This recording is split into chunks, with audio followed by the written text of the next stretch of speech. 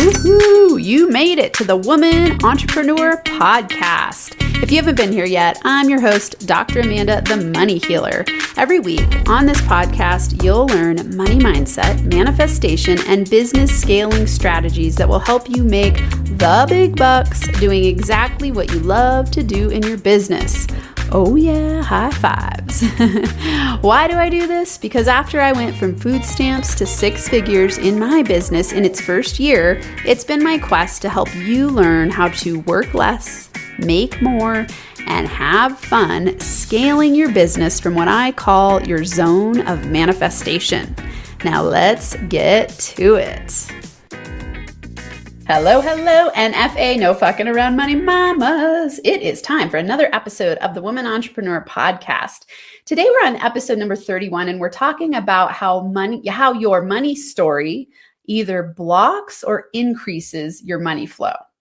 So your money story is such an important part of your subconscious belief system. And so today I'm going to break down for you, what is your money story? How did it get created? And I'm going to give you 6 questions to help you start to unblock your unconscious beliefs about money and rewrite your money story so that you can get different results. This is really important as we move into 2023. And it's something that I like to have people do every year is do an annual review of their money story. So I walk all my clients through a money story, and it's how I developed and created a lot of the content for my business and a lot of the frameworks and strategies and formulas and tools that I use, because I got to do money stories with over 50 of my clients. Have done a lot more now, and I have everybody do it because it's such a powerful tool to have you assess, is my money story making me rich or poor? Okay. And I want you to question this for yourself. Is my money story making me rich or poor? Maybe you don't know what your money story is yet. And so I'll teach you that today. So let's start to break this down. Okay. Your money story is basically your subconscious makeup of beliefs about money. Okay, so I think of it as your money OS, your money operating system. And what happens is when your age is 0 to 7, as a kid, you're absorbing everything that's going on around you. So what you're being told about money, what you hear about money, what you watch the people in your outer world doing with money, and how you experience money, this is all getting downloaded into your subconscious beliefs. And when you're this age, 0 to 7, you have no filtration system. So it's not like when you hear someone say a toxic money belief, you go, oh, I don't want to believe that. Or when you hear, somebody having a really awesome wealth consciousness, you go, yes, I'm going to keep that belief. That's not what happens. Instead, everything gets absorbed. You have no way to discriminate. It's almost like a sponge that's absorbing everything that's around it. It doesn't decide what to absorb and what not to absorb. And this is why your money story is so powerful, because those subconscious beliefs cause you to look for that to be true in your reality. So we have a part of our brain called the reticular activating system, the RAS. And what it does is it tracks your surroundings to focus on what it is that you're thinking about. And this helps us because we have over 60,000 thoughts a day, and we see so much every single day. So our brain needs to have some sort of filtering process as an adult. Otherwise, it gets overstimulated. And so whatever it is that you believe on a subconscious and conscious level about money is what you're going to be tracking for in your outer world. An example of this in a car way, let's say when you are buying a new car and you're researching the kind of cars you want, and you've picked the one that you want, and then you go out on the road and you never noticed these cars before, but now all of a sudden you see them everywhere. It's not that all of a sudden there are more of these cars on the road. It's that now you're focused on that car, so you're starting to see it. The same thing happens with our belief systems about money. So if you have a belief that got embedded when you were a little kid, let's say rich people are greedy jerks. Okay, that's one that's really common. Rich people are greedy jerks, or you've got to be corrupt to make money, or money is just for those lucky people. I'll give you some more. I wrote down a whole bunch of awesome ones that I hear over and over and over again. And when I say awesome, a whole bunch of money beliefs that are toxic that almost everybody experiences. Okay, so money doesn't grow on trees. You might have been told money doesn't grow on trees, and so it caused you to believe there's not an abundance of money. Stop being so selfish. And this would be when you asked for something when you were a kid. Stop being so selfish. So now as an adult, you don't want to ask for what you need or want because it feels selfish. Don't be greedy. there's the greedy jerks, right? We see this in movies where over and over and over in the movies that we watch, it gets depicted that the people who are the villains in the movie are the ones that are seeking money or are the greedy jerks, right? And so we keep repeating this story in our mind. It causes us to believe that it's true. Now we're looking for it in our environment. And what it does is causes us to block big amounts of money because we don't want to become what we fear or hate. So if we think that wealthy people are corrupt, greedy jerks, we're not going to become mega wealthy because we subconsciously fear and hate the people that are greedy jerks. Right? And so we've got to break through these money blocks. Some more of these toxic money beliefs that you hear and watch. Be happy with what you have. So that's really a scarcity thinking. Like most people who say that are the ones that don't have enough and are afraid that they can't create more. And so they say, be happy with what you have. Often this is even framed as gratitude. Be grateful for what you have. And so it puts this negative spin on gratitude. Work hard, get good grades, get a good job, and then someday you can retire and enjoy life. Imagine that if instead when you were a kid, you were told, figure out exactly what it is that you love, find out what your zone of genius is, live in your highest values, and come up with creative ways to have your money make money for you. Imagine if you heard that when you were a kid. We don't hear that when we're kids. Instead, we're told to work hard, get good grades, and that you got to earn it. And it's admirable to work your ass off and then someday retire, right? And it causes this money block that we've got to work really hard to make money.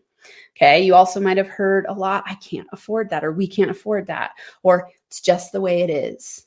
It's just the way it is. Accept it. It's just the way it is. Or I hear this one a lot from my clients. That's for those people. So this idea that wealth or, nice things, taking a lot of vacations, owning a house, investing, that's for those people, which causes in your mind as a kid a split where you go, well, we're not them. So I'm not rich. So something's wrong with me and I can't figure out how to access it because it's those people, not us. And so you can hear how when you hear these things, when you're a kid, it starts to implant ideas into your subconscious mind, and you don't really know that. And so as an adult, you're let's say you're building your business and you're going, I am ready to create a 6-figure business, or I'm ready to have an abundance of clients and I'm so excited for them to come my way. But subconsciously, your brain's going, you don't know what you're doing. And if you get wealthy, you're going to become a greedy jerk, just like my parents said. Right? And so you're internally causing resistance. And that resistance is the number one thing that keeps you from creating money or manifesting money. And so your money story is really important to start to break down. And you want to be asking yourself, is my money story keeping me poor or rich? And you can reprogram your money story and reprogram your money mindset for you to make easier money. And the questions that I'm going to give you here, you're going to want to write these down. These are consciousness raising questions. So the most important thing you can do to start to tap into your subconscious beliefs so that you can change them consciously and choose to believe something different is to question everything. Okay, I want you to start questioning everything you believe about money. And most people don't take the time to do this because they just go, they're not conscious of it. So they sit there and they feel stress and strain and struggle around money. And they never stop to think, what do I believe about money? Just even asking yourself that question, what do I believe about money, is a powerful question to ask yourself. And I'm going to give you 6 questions to start to play with so that you can pick apart your money story that was implanted, input into your subconscious mind when you were a little kid. And one thing I want to say here, this is not about beating your parents up or the adults in your life, the preachers, the teachers, the media, anything outside of yourself. This is for you to go, okay, from today forward, I choose to become conscious of my money beliefs so that I can decide whether I want to keep them or get rid of them and reframe them and create a new money story. Okay, so this is up to you. You don't need to keep being a victim of your past. You get to decide from today forward, I choose to be radically responsible. I choose to up-level my money mindset. I choose to tap into my subconscious beliefs so that I can reprogram my money mindset to get the result I want, whatever that is. I would imagine it's financial freedom. I know that if I were hanging out with you right now and I asked you what you want and you started to describe your life of your dreams, it's really about freedom of choice. really the only reason we want buckets of money or financial freedom is because then we get to choose what we want to do with our time. And so financial freedom has to do with you being fulfilled on the planet and you getting to spend your day doing exactly what you love. That's not going to be possible for you until you dig into your unconscious money beliefs, because you're going to keep sabotaging. You're going to make a certain amount of money, and then all of a sudden something will happen to decrease that amount of money back to the level that you are subconsciously set at. And this is called your money set point. So you're going to go, yay, I just got a big bonus, or, oh, I got a new client, the highest paying client ever. And then something will happen, like an emergency will happen to suck the money away and bring you back to that money set point that feels safe and comfortable to you. And so you don't want to keep having this happen. You want to be able to break through every year. And think of 2023 as your year of, oh my God, I could double my income. I could triple, whatever, 10x if you choose to. It's up to you. And it won't happen until you dig into your subconscious money beliefs, because your subconscious money beliefs is what is magnetizing the amount of money that you have your way. Under the law of attraction, you're going to attract what you feel. So if you feel scared and worried and fearful about money, if you believe it's not possible to have any amount of money you want, that's what you're attracting. If you have an abundance mindset, so let's say you believe, I'm totally capable, I've got this, I can create any amount of money I want. There are millions of ways to make millions of dollars. If you truly believe that, you will keep attracting more and more money your way. So let's dig into these questions to help you start to pick apart your money story. So these are 6 questions, and I give you over 100 journaling questions in my book, I Am a Money Magnet. So if you are into what you're learning today, go to IamAMoneyMagnetBook.com, IamAMoneyMagnetBook.com, and order the book. It is awesome. There are, wow. It's interesting because right at the time of this recording, I spent the whole weekend editing, formatting, getting the book just stellar. It's like a manual for 30 days to manifesting and breaking through your money blocks. So these questions come straight out of that book. And there are over 100 journaling questions to help you get conscious of your unconscious money beliefs in this book. It is one of the best tools I've created. I'm like, oh my God, there's so much value in this $20 book. So, that's what it's priced at right now. So whatever price it is when you get it, it's IamAMoneyMagnetBook.com, IamAMoneyMagnetBook.com. It is killer. So let's dig into these questions straight from the book. We'll start with question number 1. And I want you to ask yourself, what's my first money memory? And this is something that's going to come up in your mind about an interaction with money, something you remember that happened when you were a kid. It could be, anywhere between like 5 and 15 even. Depends on you. I've had different age ranges of people. Some people can remember stuff when they were 3, and some people remember this differently, maybe when they're 15. So just go back to like, what's your first money memory where you really thought of money as a thing? For me, it happened when I was a little kid at a restaurant. I saw the people around me getting freaked out about the check. At least that's what I was experiencing. They were stressed. And so I said, write a check. Or they were getting freaked out about the bill. And I said, write a check, because I didn't know that you had to have money in the bank backing the check. They all laughed at me, and I hid under the table for the rest of the night and was super embarrassed. And looking back, when I analyzed my own money story, I was like, oh, that caused me to not want to ask questions about money or make recommendations about money. So, the recommendation was when they laughed at me, and then I didn't know why they were laughing at me, but I didn't want to ask because now I was embarrassed. And so it trained me not to ask questions about money. And this really affected me growing up in my life. So go back and think about, what was my first money memory and how did it affect you? So that's question number 1. Question number 2, what did my parents tell me about money? And this is specifically, what did they say to you about money verbally, right? You want to think about, did they say money is the root of all evil? Did they say money doesn't grow on trees? Did they say you got to work hard? Start to pick apart all the things your parents told you about money.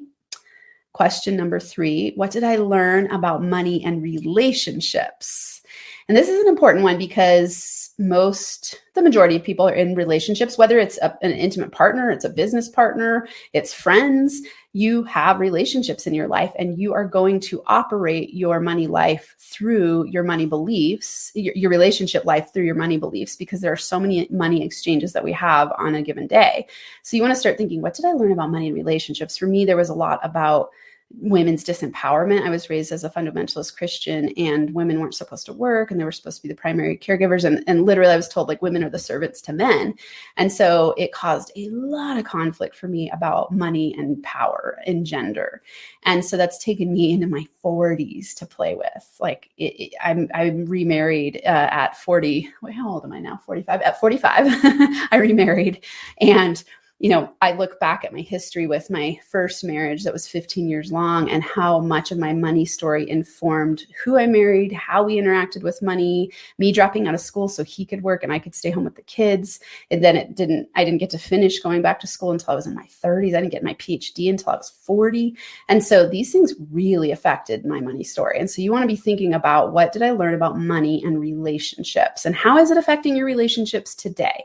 This is an important one, especially for women, because historically women have been financially oppressed. Women couldn't even own their own house, get a loan, get a credit card until 1976. That's mind-blowing, right?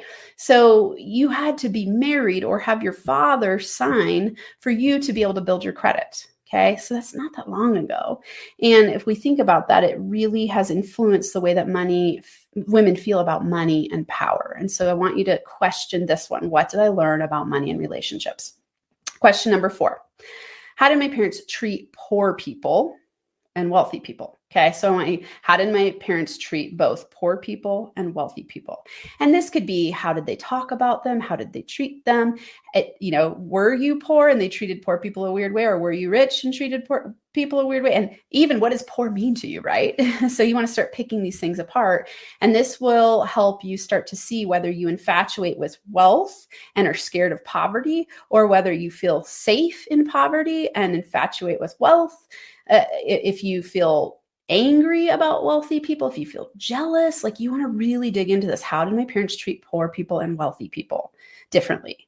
Okay, so just dig into that so you can start to understand and get some insight into your charges about money. And when I say charges, it's your emotional charges. And remember, your emotional charges is what attracts to you. If you feel anger, fear, and doubt about something, you're attracting magnetically, because magnetism works on an energetic level. And so whatever your feelings are is your energetic state mixed with your thoughts. So your thoughts and feelings are creating your state of being, and your state of being is what attracts to you. So if you feel scared to be poor, you are actually attracting poverty or being poor.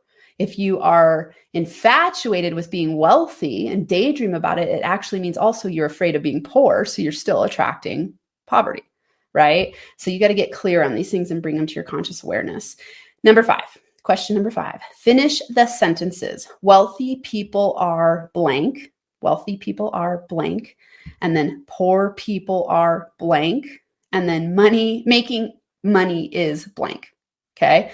And just finish those sentences, see what comes to your mind so you can start to bring to your conscious awareness your beliefs about wealth, poverty, making money. And then question number 6, what do I believe about money today? What do I believe about money today? So after you answer these first 5 questions, it's going to start to give you some insights into your childhood beliefs. And then you want to ask yourself, what do I believe about money today? Really based on these questions that I just answered about my childhood beliefs, the things that were programmed into me when I was a kid. And you want to play with this nonstop all the time. I am a money mindset and manifestation coach, and I ask myself these questions all the time. I have money breakthroughs every day. I can't say every day. Most days, because I'm always digging. I'm always looking for, what do I believe about that? And I question everything, because I know, as Carl Jung said, until you make the unconscious conscious, it will direct your life and you will call it fate.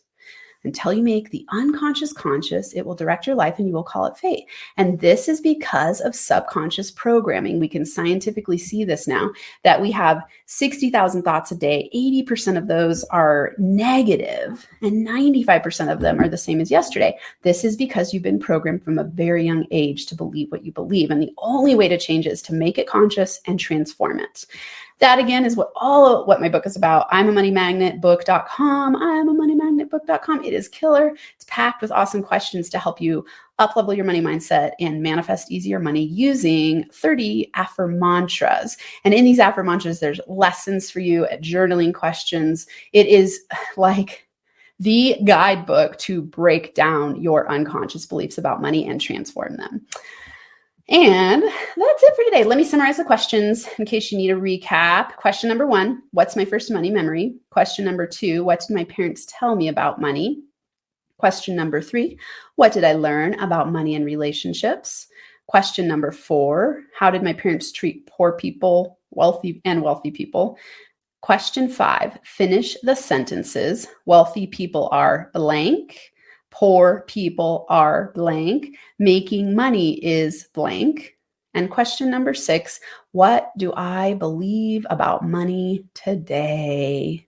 Thanks for being here with me. I'm sending you tons of love and hugs. And until next time, NFA, money making high fives. Thank you for listening to this episode of the Woman Entrepreneur Podcast. If you're ready to break through to the next income level in your business, go to www.thewomanentrepreneurpodcast.com to get more money mindset, manifestation, and business scaling resources.